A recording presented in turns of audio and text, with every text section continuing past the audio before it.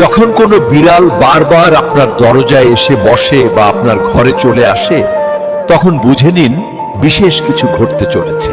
বিড়াল শুধুমাত্র সেই সব ঘরের দিকেই আসে যেখানে শান্তি এবং ভালোবাসার সুবাস থাকে। অর্থাৎ বিড়াল যদি বারবার আসে, তবে সম্ভবত আপনার ঘরে রয়েছে রহমতের ইশারা।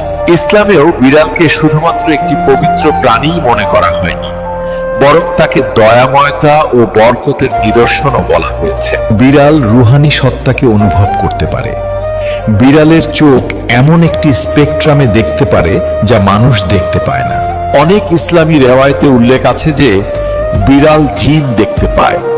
তাই যখন কোনো বিড়াল বারবার কারো ঘরের দরজায় আসে, তখন সে সেই ঘরের আশপাশের নেতিবাচক শক্তি বা নেগেটিভ এনার্জিকে তাড়াতে আসে। এটাও বিশ্বাস করা হয় যে বিড়াল রিজিক এবং বরকতের নিদর্শন।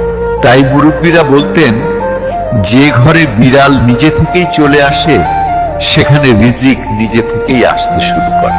যদি আমরা বৈজ্ঞানিকভাবে দেখি, বিড়াল প্রায়শই সেই সব ঘরের দিকেই আসে যেখান থেকে সে ভালোবাসা, আপনজন বা খাবার পায়।